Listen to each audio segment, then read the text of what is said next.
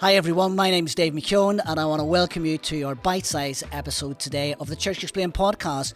We're going to revisit an episode we did with Steve Mawston back in 2021, and I want to encourage you to really listen to this because this is really helpful for us at this time and season of the church.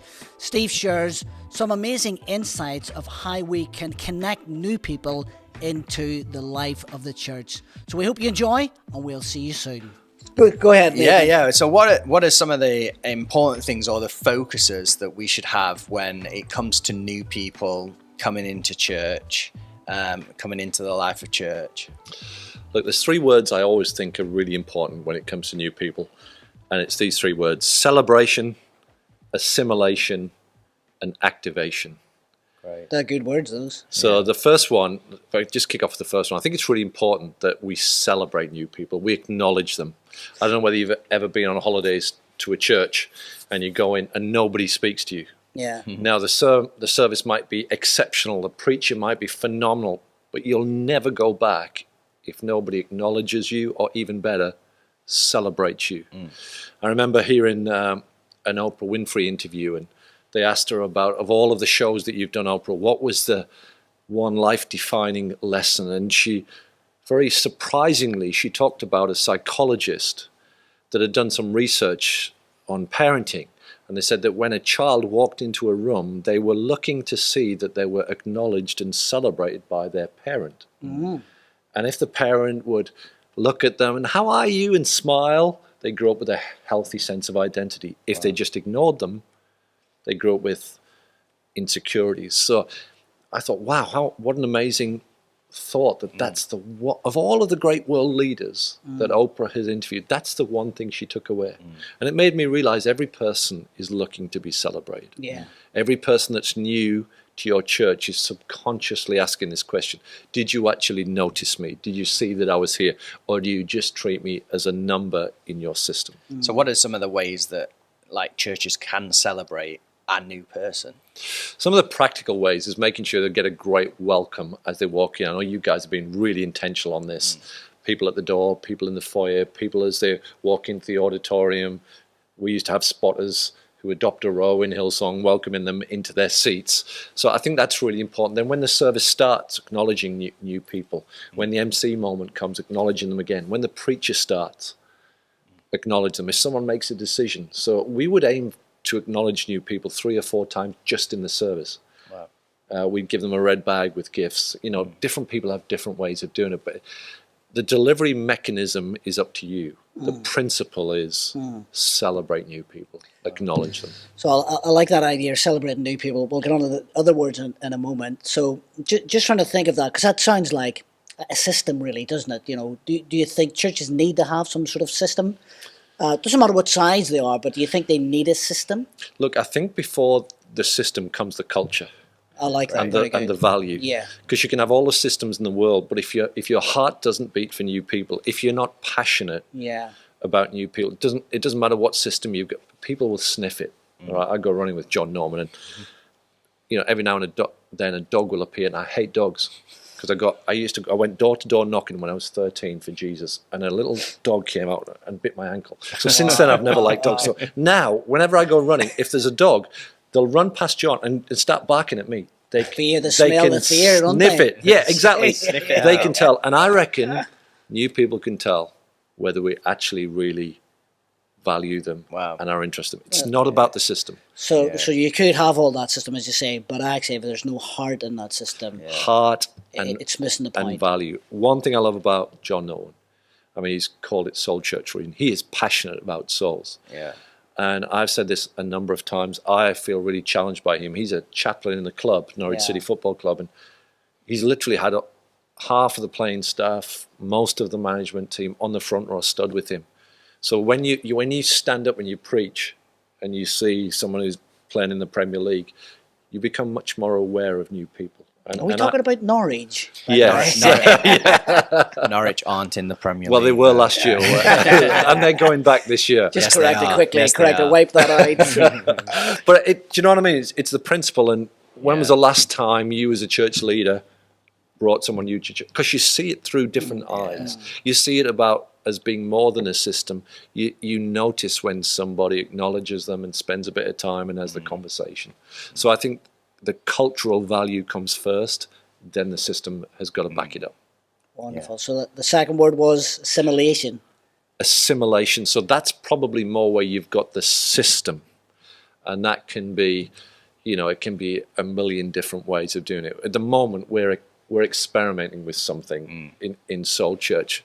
I resisted this. We talked about doing this in Brisbane about 4 years ago, and that's QR codes. Okay, yeah. I had all the cutting edge. Yeah. We've got to get QR codes to assimilate people into groups and teams, and I resisted it. And the reason I resisted it is this: I think when it comes to church life, you've got to be 2 words: high touch and high tech. Touch means the soft skills, tech means the hard skills. No, don't like the word touch. It sounds a bit weird, but if you go with me, we've got to be high tech and high touch. And I thought the QR code was a bit too high tech.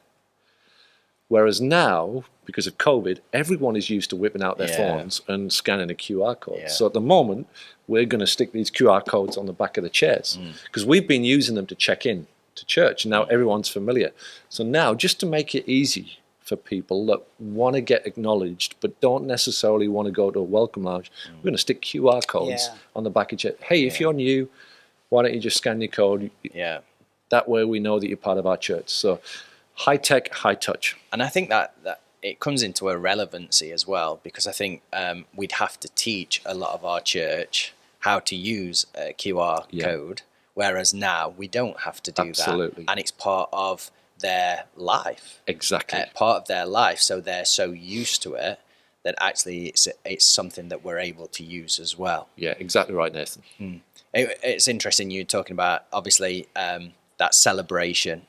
Yeah. And we on our welcome cards, we used to have like a little part that used to say, like, it was kind of like a feedback little bit. Yeah. And all the time as a church, we'd get such a friendly church, which was great. But then we'd be like, yeah, but we don't just want to be a friendly church. We want to be a church of friends. Very good. I guess that talks into the assimilation and building that. And again, does that come into like, again, a culture thing rather than just a system?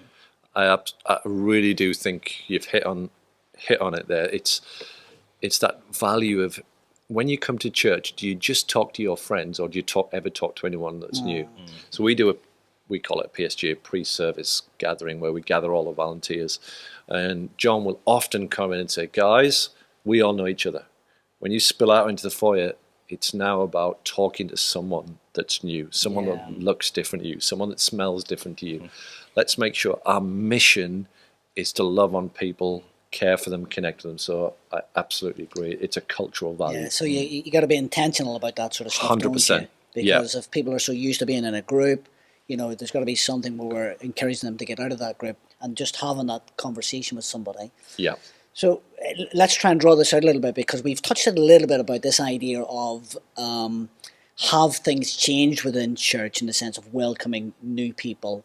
I think they have, but one, because we're online a lot of the time at the minute, and even when we get out of lockdown, depending when this airs, but when we get out of lockdown, the question is do the old ways work? Clearly some of them may not work, and hence QR codes. What's your thinking on that? Does it work? Some of the stuff we've done before, the welcoming people, being there for them, or is there something more that we need to do? Yeah, it's good. It's interesting you mentioned this. Does it work? Is it effective? When we're in Hillsong, obviously it's a huge church. Yeah. And we had an amazing team and amazing resources. And so when we were part, as well as being the new people's pastor, one of my jobs was Connect Group pastor, then the volunteer pastor. So I was in this whole assimilation world for a number of years. Yeah. So one of the things we employed a guy who was a data miner. And so what he did was, everyone's details that we'd entered into My Hillsong, which was our follow-up system, he would track them over several years and produce statistical reports on how effective we were being, which was really fascinating. So we found out, for example, that if someone joined the church, and this is true of any church, not just Hillsong, and if you do nothing, there's something like a 4% chance they'll still be there next year. Wow. So it's actually a very small number if you do nothing. However, we found that if we made a call in week 1 it would double to about 8%.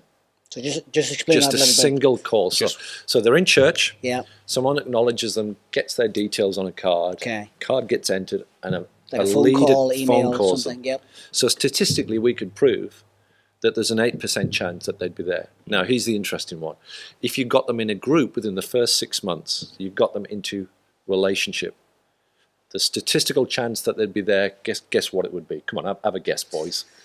What do you reckon? 35. What do you think? 60. It was actually 56%. Wow. Statistically. If you got them serving on a team, wow. So it's not just assimilation, it's activation, it was 64%. Wow. So you think about that. There's an 8-fold multiplier. They're 8 times more likely if you can get them in relationship. Mm-hmm. And that's why our whole focus was to get them into either a group or into a team. Now, the one factor that was really interesting was there was a negative. So if there's a 4% chance they'll be there, there's one factor which was 3%, and that was this. If you connected with them and they were expecting you to call them and you didn't, if you're a group leader or a team leader, it went down to 3%. Wow. Yeah. Because in their head, they thought, well, they don't care about me. Yeah. So it's got nothing to do with the system.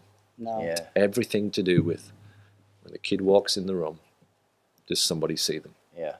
So again, it's about genuine, authentic friendliness, love, compassion. You can have all the systems in the world, but it's the personal touch that makes a difference. Well, it's been great to do this episode and look at new people, and just want to encourage you, maybe you've got to think around that celebration, assimilation, activation. You've remembered them. I remember. Well done, 3 there. Maybe you've got to do that, but we want to thank you, Steve, for being part of this podcast and the previous one as well. And I know for sure that we'll get you back on. And just want to say a big thank you to everyone who has listened to the Church Explained podcast. Wherever you're consuming this content, then please share, like, subscribe, send it on to somebody who would really benefit from hearing what we've talked about today.